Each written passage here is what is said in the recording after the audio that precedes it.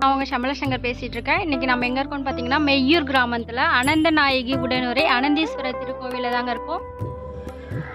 நாம் பார்த்துட்ருக்க இந்த திருக்கோவில் பார்த்திங்கன்னா மிகவும் பழமையான திருக்கோவிலுங்க. மிகவும் அழகான சிவனாலயம் அனந்தீஸ்வரர் திருக்கோவிலுங்க. இந்த கோவிலுடைய தல புராணங்கள் பார்த்திங்கன்னா ஆதிசேஷன் வணங்கிய திருக்கோவிலாக பார்க்க முடிகிறது.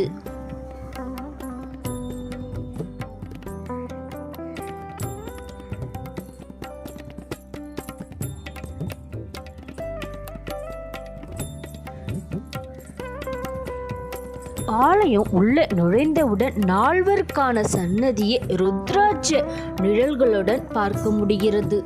அப்பர், சுந்தரர், திருஞான சம்பந்தர், திருநாவுக்கரசர் என நால்வருடைய சன்னதி இங்க ரொம்ப அழகா காட்சியளிக்கிறது.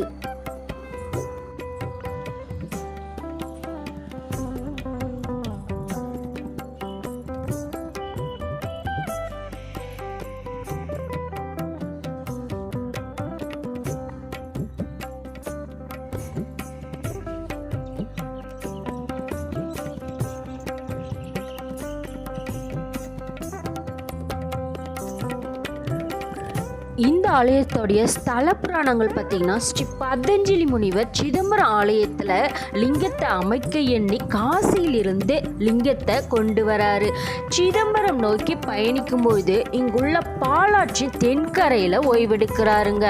அந்த நேரத்தில் ஆதிசேஷனும் மற்ற பாம்புகளும் இங்குள்ள லிங்கத்தை வணங்கி இங்குள்ள லிங்கத்தை இங்கேயே அமைத்து பிரதிஷ்டை செய்யுமாறும் பதஞ்சலி முனிவரிடம் வேண்டுகோள் வைக்கின்றார்கள். ஆதிசேஷன் வணங்கியதுனால இங்குள்ள இறைவனுக்கும் அனந்தீஸ்வரர் என்ற திருநாமத்தில் அழைக்கப்படுகின்றார். மேலும் மகரிஷிக்கும் அனந்தன் என்ற பெயரும் உண்டுங்க. இதனால இங்குள்ள இறைவன் அனந்தீஸ்வரர் என்ற திருநாமத்தில் அழைக்கப்படுவதோடு அம்பாலும் அனந்தநாயகி என்ற திருநாமத்தில் அழைக்கப்படுகின்றார்.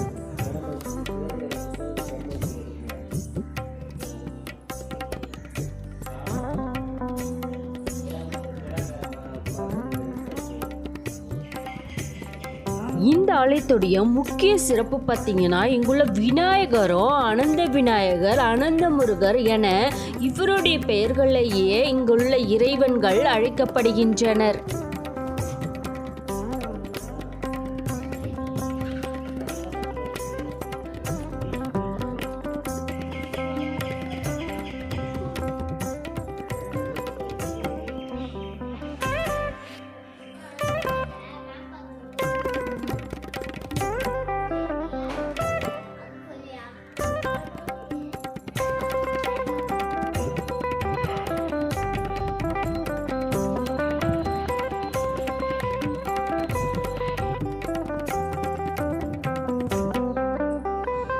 இந்த ஆலயத்தில் முருகப்பெருமான் மற்றும் விநாயக பெருமானுக்கென்று தனித்தனி சன்னதியாகவும் நம்மால் பார்க்க முடிகிறது.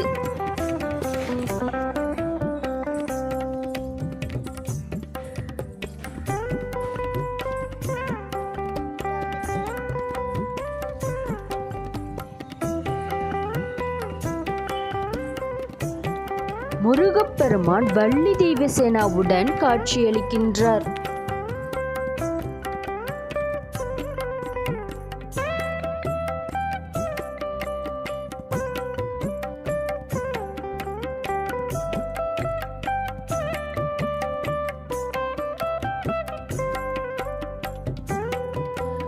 இங்குள்ள இறைவன் பார்த்தீங்கன்னா மேற்கு நோக்கி அருள்பாலிக்கின்றார். அம்பாள் தெற்கு நோக்கி அருள்பாலிக்கின்றார்.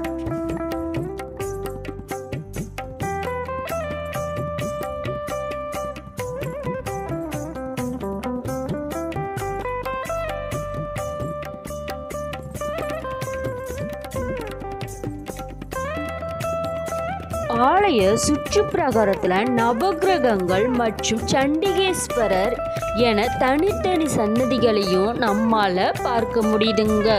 கோஷ்டத்தில் விநாயகர், லிங்கோத்பவர், துர்க்கை, பிரம்மா ஆகியோரையும் காண முடிகிறது.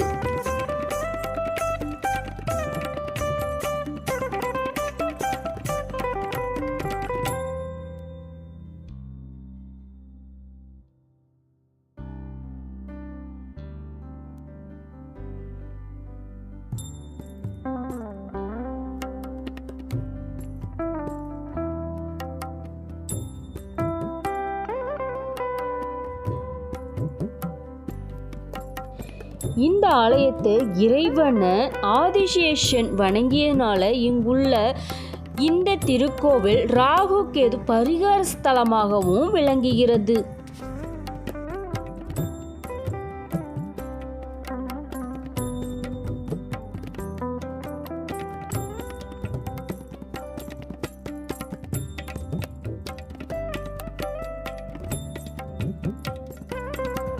ஆலயத்துடைய தலமரம் வில்வ மரங்க.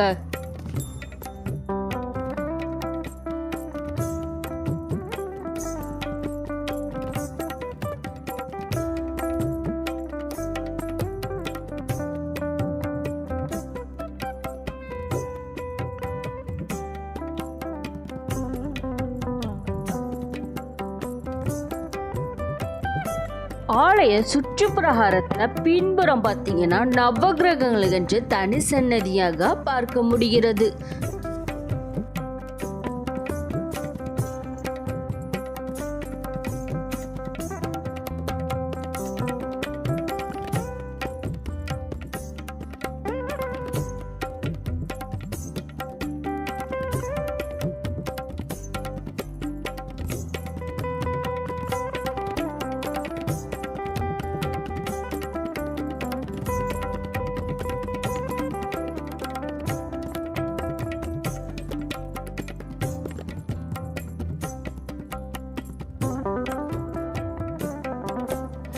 இங்குள்ள இறைவன் பதஞ்சலி முனிவர் பிரதிஷ்டை செய்ததாலும் ஆதிசேஷன் வணங்கியதையும் இந்த ஆலயத்துடைய முக்கிய தனி சிறப்பாகவும் பார்க்க முடிகிறது.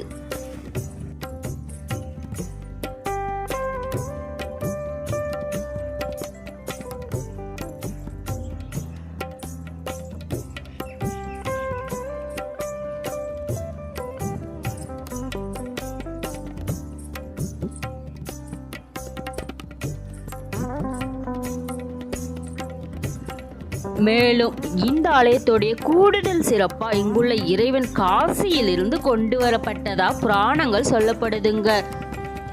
என்னங்க இன்று பார்த்த வரலாற்று சிறப்புடைய ஆலயம் ரொம்பவே சுவாரஸ்யமானதாகவும் மிகவும் பயனுள்ளதாகவும் அமைந்திருக்கும். நீங்கள் இன்னமும் நம்ம சேனலுக்கு சப்ஸ்கிரைப் பண்ணலைன்னா சப்ஸ்கிரைப் பண்ணிக்கோங்க. நன்றி, வணக்கம்.